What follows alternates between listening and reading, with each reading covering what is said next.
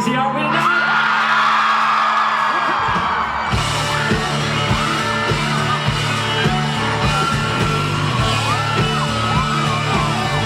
Hey guys, it's Chelsea with Austin Underground. I'm sitting here with Hunter Hayes. How are you doing? I'm great. We're stoked about this show. Everybody's been so amped up since we got here, and everybody's so nice and sweet. And it's like all the ideal scenarios for a show day. Great. Yeah, we're really excited for you to be here in Austin performing at 40 Acres Fest. This is a huge deal for us. It's once a year we get this one performance, so we're really excited to see what you pull off. No pressure. No pressure. You started your, you released 3 new songs. Which are amazing, may I just say. They're great. I've been listening to you since I found you in 2011 with Storm Warning, and I've kind of followed your music the whole time, and then so I know what your usual sound is. And then listening to these newer songs, they're different, but like in a great way. You know, and so, appreciate that. Yeah, not to be too complimentary, but so you released those songs, and then you kicked off the U.S. leg of your tour last night in Dallas. How did that go? Great. We started this weekend.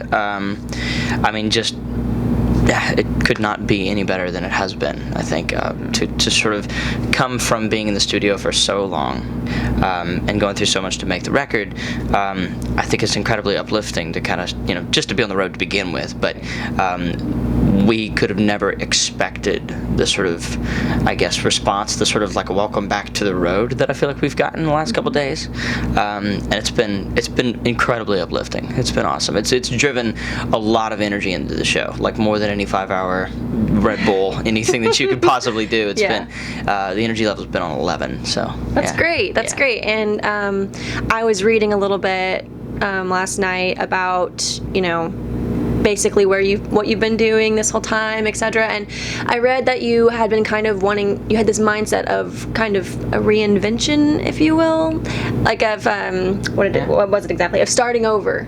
And so for you, I noticed it also said that you still had some production help with Dan Huff, and so with starting over with kind of keeping a same or a similar team. Did you have, was that a challenge for you? All kinds of challenges.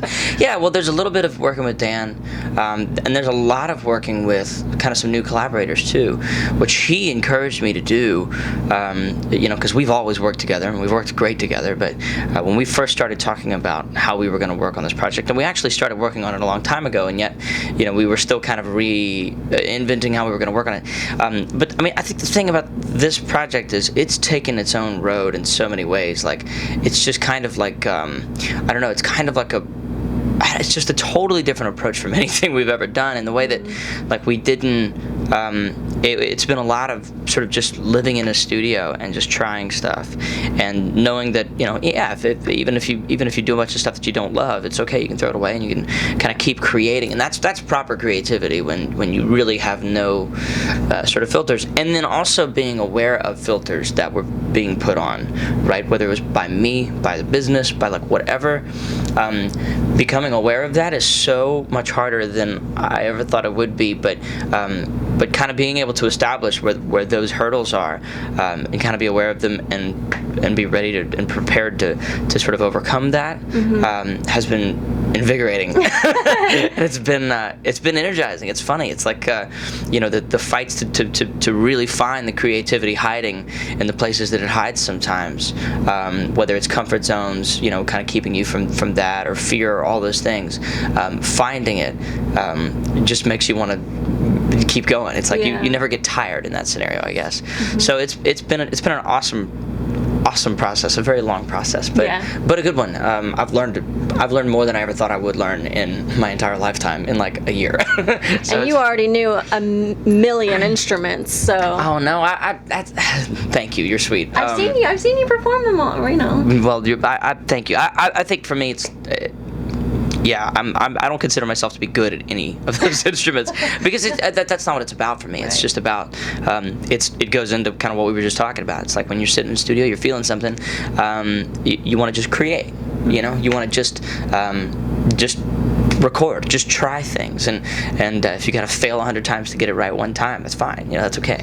Nothing wrong with that. Well, you've been in the music business for a really long time, so you've kind of seen the way country music, I guess, has changed and started evolving. How do you feel about the direction country music's going in, and do you find yourself, I guess, or for this last album, do you find yourself trying to, I guess, keep up or kind of stay with what it's doing, or do you even think about that? Do you just kind of go with your gut feeling? That's a great question, and that's a big topic too.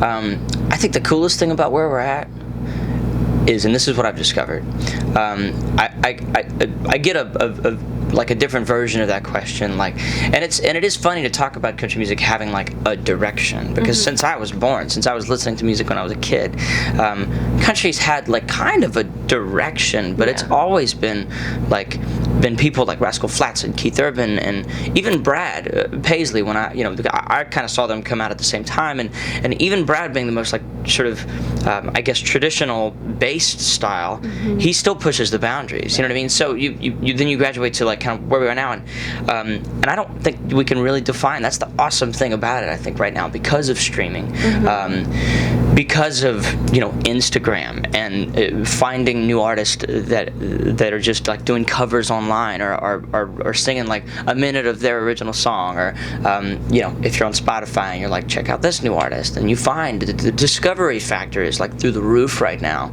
And because of that, I think if anything, the direction is just like it's getting more diverse, with all of those things introducing new sides of the genre, you know what I mean, and really pushing the boundaries, and I love that. I think that's huge. I think that's so healthy and so awesome, because for somebody who's been a faithful country music fan for a long time, it's really awesome to see a lot of people take so many other things and bring it in to their sound here. Love the Little Big Town record. Absolutely love what Cam did with that record, the Marin record. I've been flipping out over that thing for forever. And people like that are pushing the boundaries, and but in a good way, just bringing, because that's kind of, as an artist, that's kind of the dream / also your responsibility, is to take the things that inspire you and bring it into what you do. You know what I mean? Yeah. So I don't know if that's an answer at all, but so your song, Yesterday Song, I was watching the music video, and I love the song. The music video, though, maybe I'm reaching, but is it kind of a metaphor for your career and like the past and then where it's going? It's a metaphor for a lot of things. And honestly, it was meant to be, slightly confusing and slightly, well, not confusing, but it was meant to be left a little open-ended, because I want people to kind of take from it what they want, and it is a kind of an interesting, I guess, approach to a video, but I wanted to say kind of my own version of it without messing with anybody else's interpretation. But Yesterday's Song is about moving on, more particularly the fact that you can't move on if you kind of get stuck in the past, right? I saw Mirrors as a great representation of that, and all the things like being stuck in a room with sort of memories like your past makes you, you know what I mean? But it's not, it isn't you, right. You know what I mean? It isn't your story. Sometimes you can get stuck there, and I think for me, it's Yesterday's Song was about kind of busting through that, and kind of being, I guess, not confident, but being just moving on. However that happens, and whatever you need to move on from, for me it's a lot of things, but it's like, kind of whatever, it could be a bazillion things, but that's the gist of it. You know what I mean? Yeah. I hope that makes somewhat like sense. I think it's good though that you kind of keep it open-ended for, kind of how people always say books are for a reader, music is for the listener. Amen. So amen to that. So 100%. I think that's great. And then before I go into my last question, it's kind of two questions, but not really. When you go into an interview, you get asked a million questions. A lot of them are pretty similar. But you, as an artist, is there anything that you ever wish that you could talk about that you don't ever get to talk about? I love that you asked that, because I don't know if anybody's ever asked that, and I've always thank you. Okay. Well, I mean, luckily, I do get to talk about my music in the process of this record, and I think, if anything, that's the one thing that I need to talk about the most right now as a human. Yeah. But no, I don't know. I think if anything, like, wow, that's a deep question. I wish I had more time. I don't know. I think I wish people could see how much music influences my life, like how much it means to me. It's not just a gig. You know what I mean? Like the record's not just a record, a song's not just a song, and it's not numbers. It's not sort of one way or the other. It's music is everything for me. It's my whole life, So yeah, I don't know. I didn't actually give you anything there, but I got to think about that. That's so good, so brilliant. Well, thank you very much. And I think, honestly, before I continue, that anyone who has followed you, I think your career can kind of tell. I mean, I've always been able to tell that you're big into music, and music really matters to you, and it's not about, some people go into it for different reasons, but I think that it's obvious and apparent that you care about the music, and that's really great. That's what separates you. So my last question is, we're at a college, and so if you didn't go to college, Something right? I know nothing about. You didn't go to college, right? If you were to go to college, what would you major in, or what would you, I guess, even outside of college, want to be an expert in if you could be an expert in something?